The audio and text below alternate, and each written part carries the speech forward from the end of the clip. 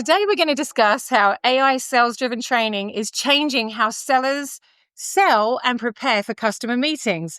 Get ready for some game-changing insights. So welcome back to Good Morning Enablement, the show where we dive into strategies, insights, and innovations that drive sales success. I'm Maria White, CEO of Enablement Dojo and co-founder of Good Morning Enablement. Now, today, we have an incredible guest who has literally been ahead of the curve and leading the way in AI coaching and persona-based simulations for a very long time. Before we get into it, you know the score. Please comment, like, hit that subscribe button so we can keep bringing you these amazing experts. So joining us today is Ariel Hinton, CEO and co-founder of Second Nature, the Gartner #1 cool and trending conversational intelligence platform, or in other words, an AI coaching platform. So Ariel has a strong technical entrepreneurial background, and he draws from his experience in both the field and in the lab. He has managed global sales teams, dozens of reps, built playbooks, training sessions for sales as a product marketer, and earlier in his career, which I found awesome, he developed and designed software products and brought them to market, generating sustainable growth, having created multiple product lines from the ground up, generating tens of millions of recurring dollars in revenue, and all of these products being used by millions of consumers. Let me tell you, this is someone you want to hear from. So as mentioned above, he is now the CEO of Second Nature.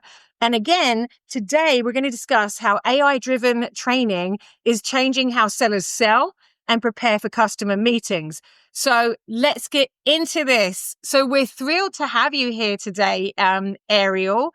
So if you don't mind, I want to start with a very simple question because you have been doing this for so long. What inspired you and your co-founder to create Second Nature? Well, this is great, Maria. Thank you for having me. It's a real pleasure of doing this. So what inspired me to start Second Nature along my co-founder was my personal journey. I moved from product into sales, and I thought that, selling is so easy, right? You just show them the product data sheet and tell them about the features, and they would buy it and fall in your lap. But in reality, it never works like that. And I've learned moving from product into sales leadership role is that it really takes a lot of skill, a lot of knowledge, and a lot of know-how in order to run a process and in order to understand the buyer needs.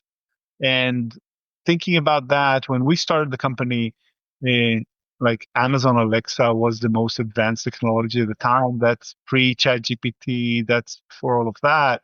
And I thought, what if we could use a technology of something like that in order to train, coach, and certify sellers? Yeah. And that's what started the journey for me, my personal experience of running a sales team and understanding how complex it is to align messaging between this entire team.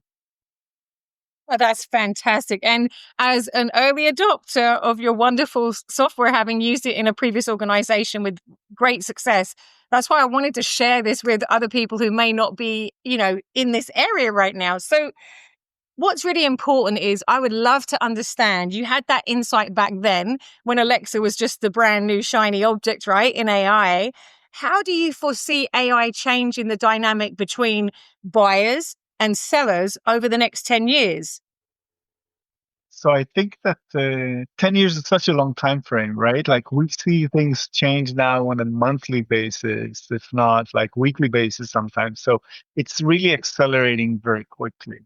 And I think that what's happening is that we're all becoming much more informed in our buyer journey, if you think about it from a buyer perspective. So we're all getting more informed in our buyer journey when we go through the motion. Oh,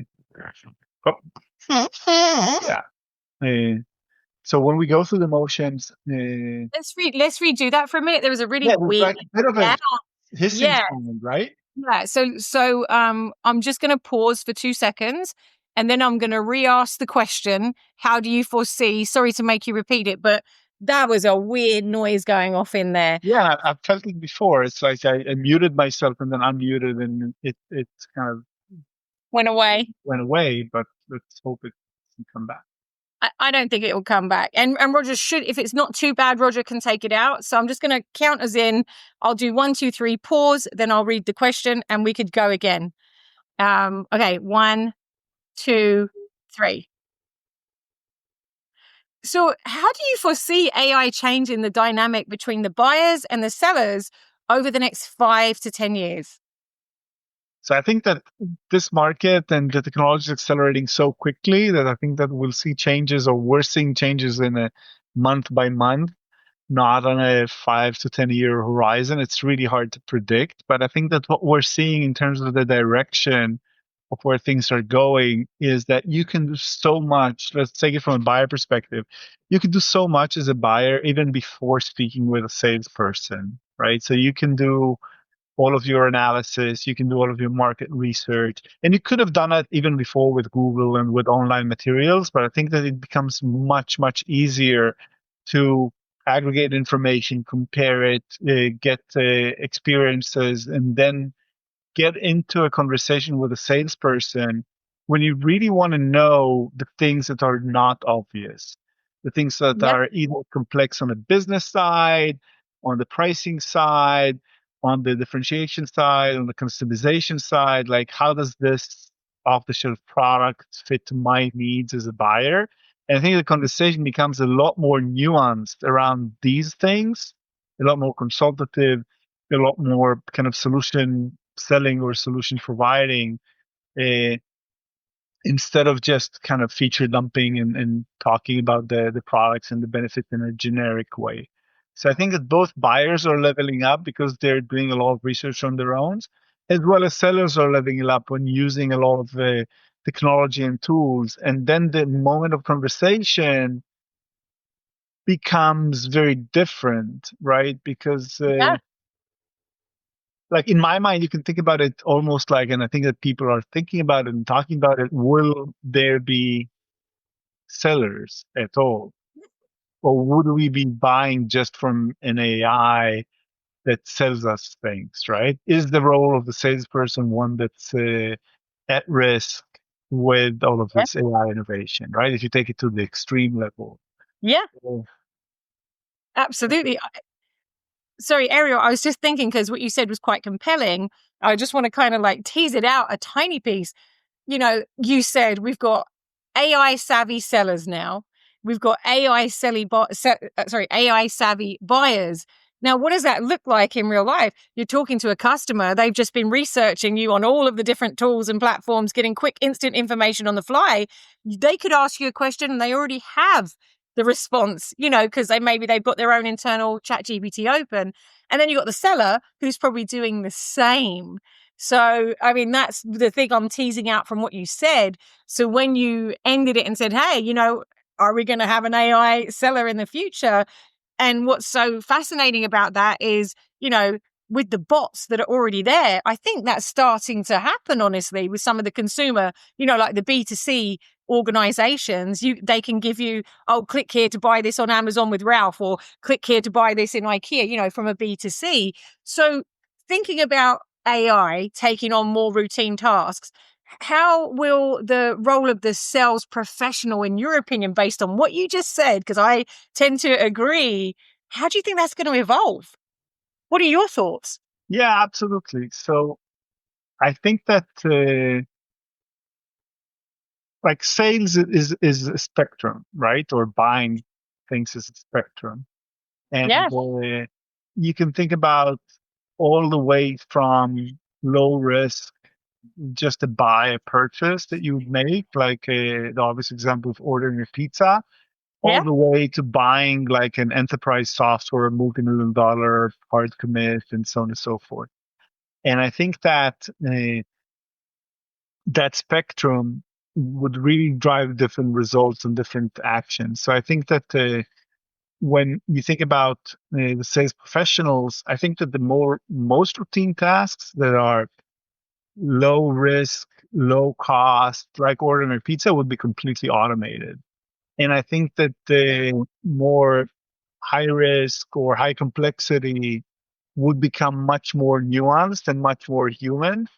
And it would be more so when you actually need to count on someone. I was just making a purchase for us for Second Nature uh, with another technology vendor that we're incorporating into our system.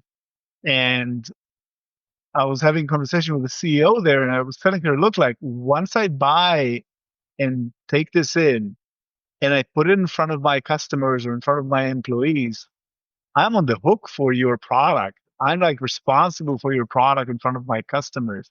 So Yeah, I want to know that I can trust you as a vendor to have my back. And I think that yeah, kind of level of trust relationship is really in the nuts and bolts of what cannot be automated and has to be part of the relationship between a vendor and the customer or a client. And I think that's the nuances that would always stay human. So when we're meeting someone where the routine tasks have been taken care of, uh, I think the main question is, does this person on the other end, the seller, really understands what I need? Does he or she understand my limitations and what I can spend my time in? Does it get me? And to what extent is he able and willing to help me get what I need and do it beyond the basics? absolutely. I couldn't have said it better myself, that what you're driving at, which is so accurate, I believe, and on point for where we're going, is you're absolutely right, because we're seeing it happen. Some of those automated tasks, which are low level, and I think from a B2B perspective, maybe there's a dollar value you could attach to it. If I'm going to buy a piece of subscription software that's $100 a month, I don't really need to speak to anyone as long as the training is good and I can get it going and it does what it says on the tin. I agree with you. But then to your point, it was so impactful. If I'm going to be spending a quarter of a million above, or maybe even less than that, 100 grand on a piece of software that I'm responsible for as the owner of the software in the org to train the reps on, to automate or do something like that, I absolutely need to have that trusted advisor relationship with the vendor. And I'm going to need to speak to a human being, because there's a lot that can go wrong. So I think that was a very, very salient call out that you made, which is, customer success and strategy, making sure it does what it says it's going to do, is going to become super important in the future as we try to automate tasks and remove some of that human element, because people will always buy from people. They mainly buy from, bots when it's a lower value.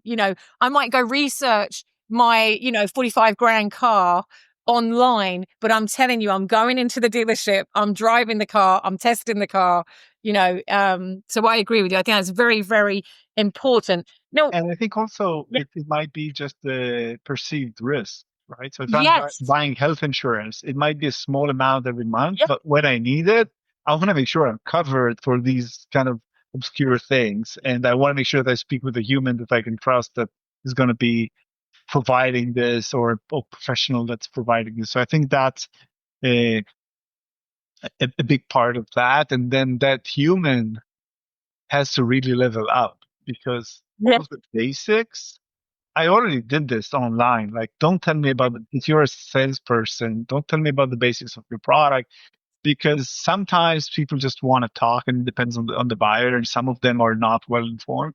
But many mhm, times they've done all of their work, all of their homework. They know all of the basics. Now they want to understand the nuances, and it's really about how proficient and capable and skillful is that person in building yeah, that relationship and providing value. 100%. Well, absolutely well said. So, of course, if you're starting to automate tasks across an organization, there has to be some kind of payback for you as an organization.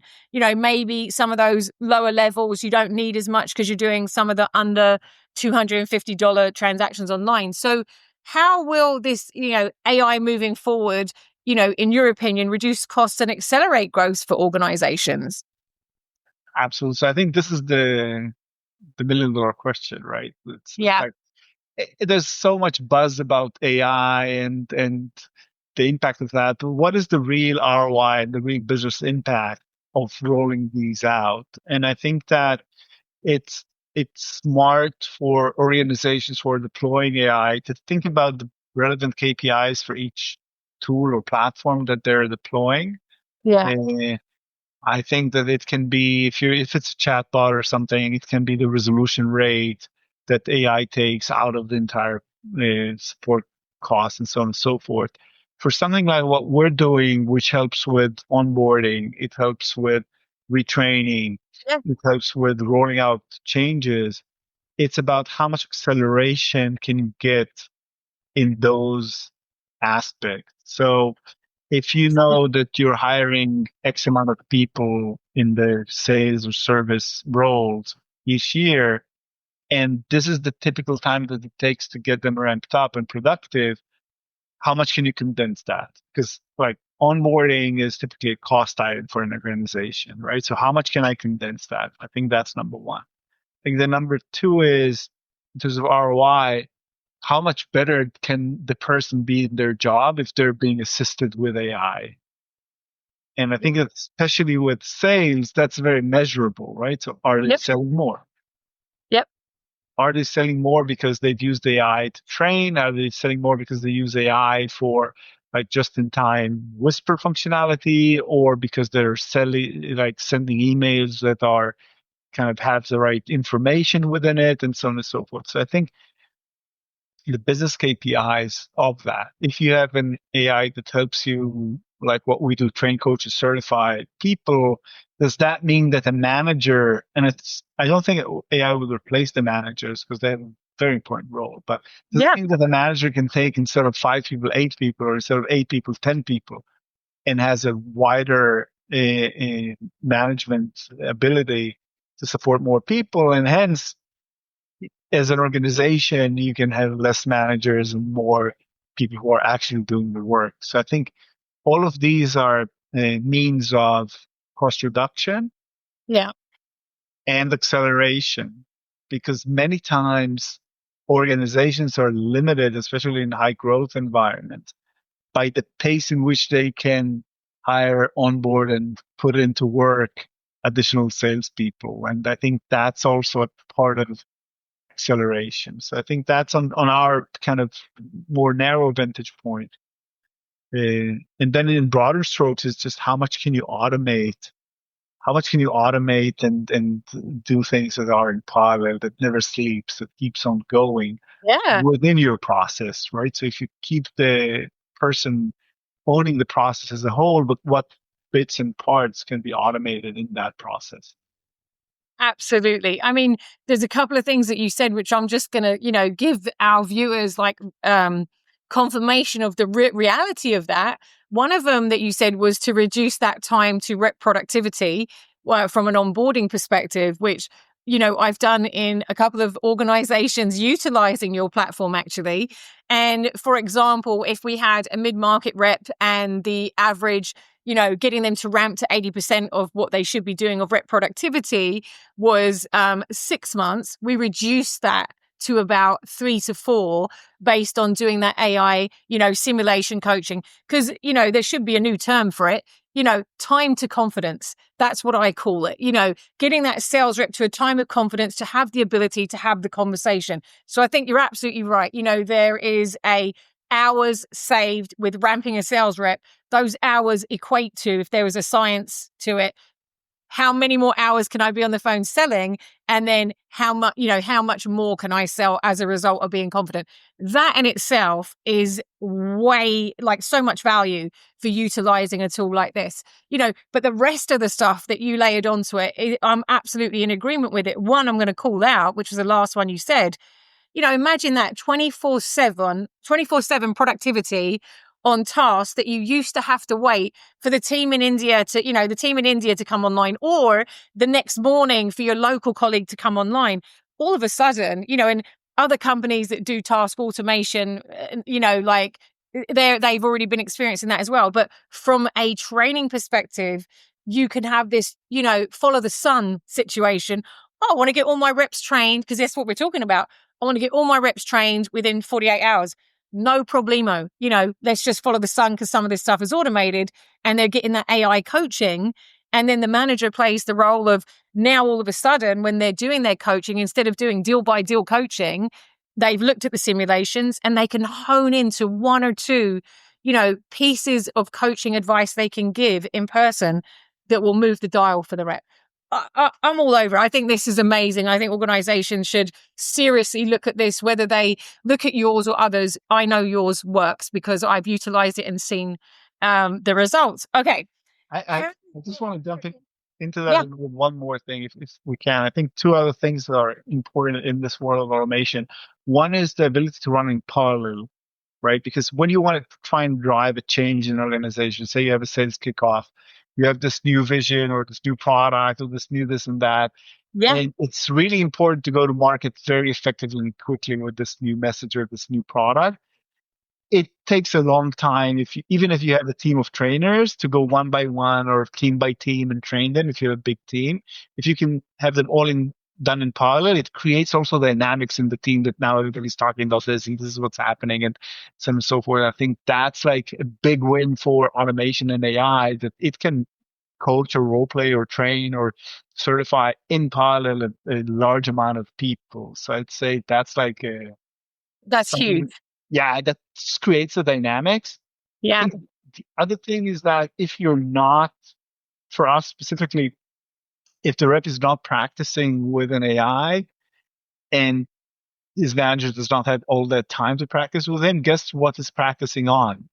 On the leads that you're paying a lot of As money to bring customers. in. Yeah, 100%. Yeah. And then, No, and that's like on the cost side, that's very expensive. Leads are very expensive to practice on. So that's yeah. something that you want to be very mindful of. I couldn't agree more. Now, I have this other question, which I'm really curious on your thought process for this. But with these AI driven training tools, how do you think they're going to influence the emotional intelligence skills of the salespeople? So, from the perspective of, I need to know how I show up to you, how I impact you. That's the emotional intelligence side. So, how do you think that, doing all that coaching and the training is going to affect their emotional intelligence now? I think this is a really interesting question. And like people may think on the outskirts that this kind of speaking with an AI or with an avatar doesn't feel like a real person and you would behave differently and so on and so forth. Well, actually, uh, we've seen with a partner, we've done a neurological research when we Yeah. took like 70 people and put like EQG on them and actually measured their brain waves. And it was like an A/B test between uh, some of them who worked with a person via Zoom or similar tool, and some of them who worked with an AI. Right. And the researcher kind of measured their cognitive response to both those things. And surprisingly, they found a lot of similarities. So people kind of uh, response in terms of their brain weight, in terms of their sweat, in terms of all of these heart rate and so on and so forth, really behaved in a very similar way when speaking with an avatar that says your product sucks and speaking with a person that says the same thing. So you can really mimic that emotional response and practice it. And I think that practicing an emotional response really helps in terms of being able to control it. Because I think that building emotional connection is really important. Yeah. And the ability to practice it and get to a comfort level with it and get feedback on how you're doing it is really important as well. And having that in a safe environment really helps because it does mimic and give the same response as real life. So think about every hard conversation that you may have, whether it's you're doing challenger sales and you're kind of using those provocations to get something out of a prospect, whether you're doing negotiation, whether you're doing cold calling, whether you're doing like even employee assessment or something like that. It may bring a lot of emotions and you have to know how to control them in a conversation to make the most out of it. And that's really good practice with the AI for that. So I don't know if I answered the question in full, but I think so. No, you did. What I'll just kind of say it out as I've interpreted it. You know, you have the research, and I've also read research on it, so I concur that sometimes your brain responds with artificial or a dream as it does in real life. So what's happening is you are still training the individual to generate, the best possible response. They're going to emote based on how they're interacting. So I think you answered the question perfectly based on what you've seen in your tests and the research that's out there.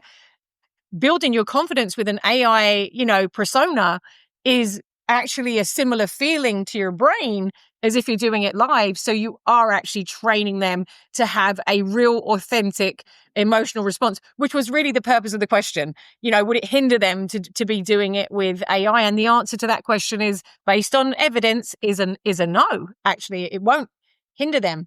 So we're just kind of going to round it off now. I have one final question for you, if that's okay, Ariel. And then we'll close it out. I could talk to you for hours. This is so compelling to me. So with AI predicting buyer behavior, which we've got all of that now, and automating some of the sales tasks, how will the expectation of buyers, not sellers, what do you think's going to happen to the buyers? And you said 5-10 years is too long, so let's give it a year.